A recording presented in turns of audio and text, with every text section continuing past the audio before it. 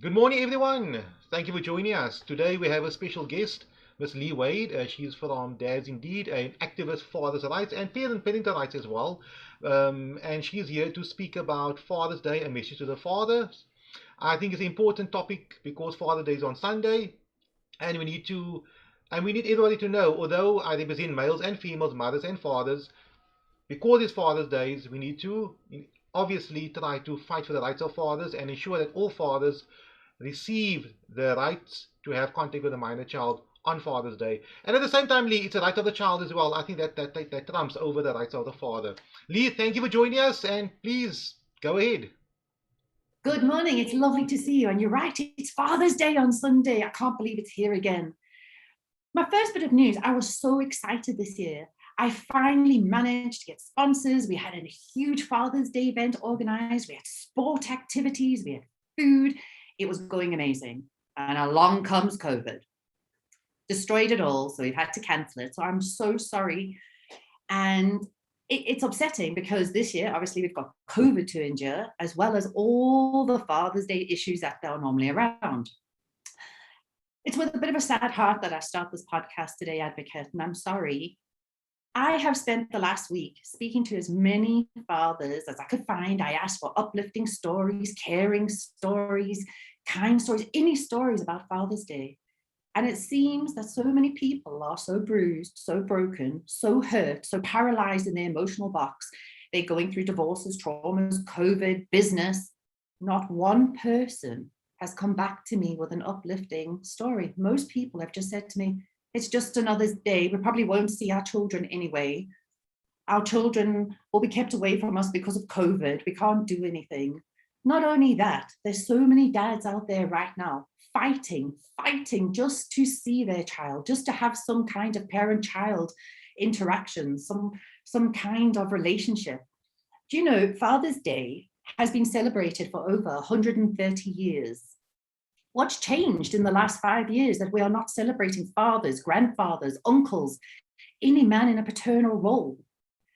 Even looking in the shops, Mother's Day seems to have so much more commercially than Father's Day. So I asked myself, what's happened? What's happened? And it seems like people have given up hope. As sad as it is for me to say that to you, I think we need to find that hope again. Quite a few people I've been speaking to this week have been in court cases, litigation, they're feeling horrible, they're blaming the judicial system, they're always blaming lawyers. And I thought about it for a long time, and I thought, the one message I'd like to pass on this Father's Day is let's all start practicing restorative justice. Instead of trying to punish somebody in a court, instead of trying to punish somebody because they haven't paid their maintenance because they don't have a job at the moment, don't keep their children from them for 3 years. Let's be solution focused. So if there's one big message I'd like to send this year, it's let's find solutions. Let's try mediation. Let's try restorative justice. Let's be creative. Let's do family group conferences. And let's communicate properly. Yesterday, I was approached by somebody. The United Nations is sending out a new initiative soon. And I think it's amazing. It's called #OneHumanity. Many times on my posts, you will see I say, let's legalize humanity. So I want to say #OneHumanity, #Father's Day. Let's make it count this year and find solutions for our dads. Lee, thank you very much. No, Lee, thank you. I'll just add on one second. I know you'll be talking much more than me today. And it's a sad reality. The reason why I'm saying so is um, it's a right of the Pacific child to have a father in his or her life.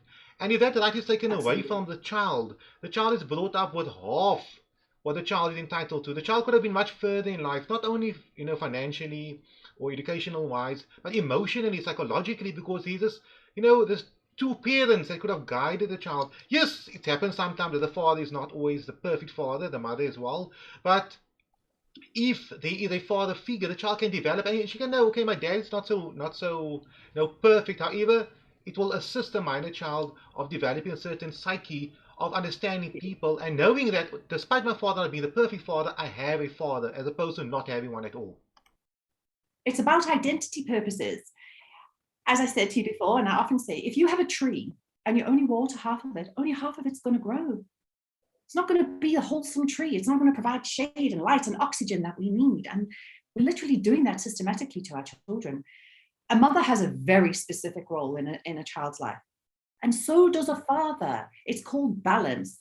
What does a father bring to a child's life? Bit of roughhousing, bit of risk-taking, bit of laughter, pushes a child a little bit of other directions, whereas mom's very nurturing, caring, wants to protect. The child needs a balance of both to be holistic and psychosocial. If you look at the statistics from America, the majority of youths at the moment who are incarcerated are young children without fathers. The depression's higher, the suicide's higher, the education's much lower, teenage pregnancy, and recidivism rises hugely. So why would we actually take that away from our children knowingly? Why would we gatekeep that beautiful mother-father, beautiful relationship and give to our children? And by making children fatherless, because let's be honest, it is by choice many people have made families fatherless in this country. By doing that, what are we doing? We're saying to our child, I only love half of you. The other half of you, I don't really like. What's that message? So our children are going to grow up and what? We're going to have more criminals, more suicides, more people in jail, less professionals, and it's okay. So for Father's Day, if you want to really give a dad a gift, let them spend time with their child. And if you want your child to be able to reciprocate the love and beauty they have in this world, let them spend time with their dad. It is the greatest gift of all. Dad, say to me, please, no more ties, no more socks, nothing. I even sent you a joke this morning, Advocate, didn't I? Buy me a bike, not a tie. So let's just do the right thing. Dads love their children. Inherently, dads are protected. No dad's going to go out there and intentionally hurt their dad. It's very rare. Hurt their child. It's very rare. So let's just all just take a step back, learn to communicate. Ego comes from hurt. Don't put that onto your child. Don't alienate your child. Look what happens in the future. So back to let's find solutions. And who, in keeping a child away from a dad, has actually turned around and said to their child today, it's Father's Day on Sunday. Would you like to see your dad? Maybe ask your child that question. See what they say. Give them a voice. And Lee, the challenge I have with people, clients, they might have messed up, and I would expect to everyone messed up their relationship, husband and wife, lover, friend, etc. That might have been bad, and most probably can never be the perfect one. But here we have a second role, co-parenting. You need to be the best possible co-parents with a minor child. It doesn't benefit you or the other party, it benefits the child. So the least you can do, the bare minimum you can do, is give the child. Yes, mom and dad never worked out well, will always be problematic. However, you have the best dad and the best mom, and your relationship between the mom and dad is the best. It's better than the other parents. It's better than Aunt Sue and Uncle Alan who are living together in the same home. Despite you not living in the same home, you have the best things to offer. So me as a lawyer, as a litigator, I'm in and out of the courts dealing with child custody matters, care and contact matters. And it's very sad because if these parents just sit down and try to think about this one issue, how can we be the best parents for this minor child? If it's contact once a week, once a month, half the month, whatever the case may be, it's best under the circumstances. A lot of these issues will be away and the child can be a child. Not being the one that has to decide, I'm on mom's side, when I'm with mom, I must talk bad about dad. And when I'm with dad, I must talk bad about mom. It's so wrong. And that's where the parentification comes in. That's when a parent actually makes the minor child their partner to make decisions. How often have you heard people say, I asked the child if they wanted to see the dad and they said, no, it's up to them. So you're asking a 4-year-old if they want to see their dad. Well, mommy, you're cross with daddy. So of course they're going to say no because they're taking from your emotions. It should be encouraged. But then there's some lovely stories out there on co-parenting. I've recently mediated a divorce.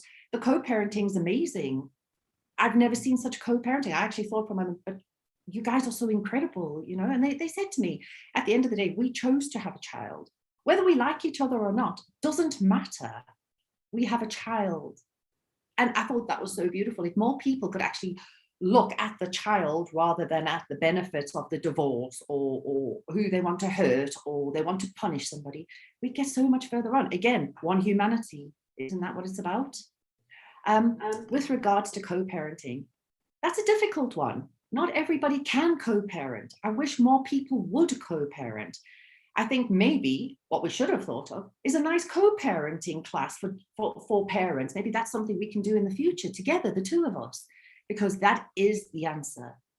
You know, the secret of co-parenting, I find, is put all your emotions aside, take that monkey, put it on the floor, pick up your child, communicate with the other person, understand that that other parent loves the child as much as you do. And that's okay, that's good, that's wholesome.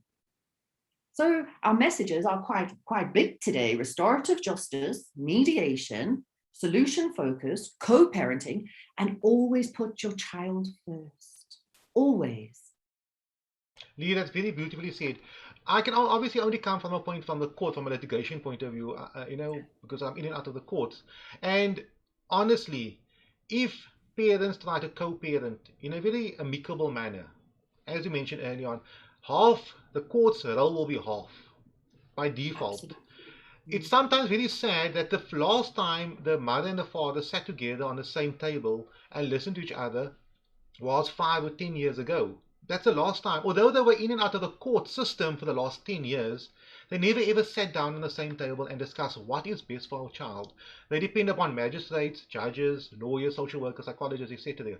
And the sad reality is that judge, that social worker, that magistrate, with respect to them, only applies their brain to your matter for an hour to a few hours. That's it. And they make a decision regarding the future of your child and yourselves going forward without ever, living in your shoes.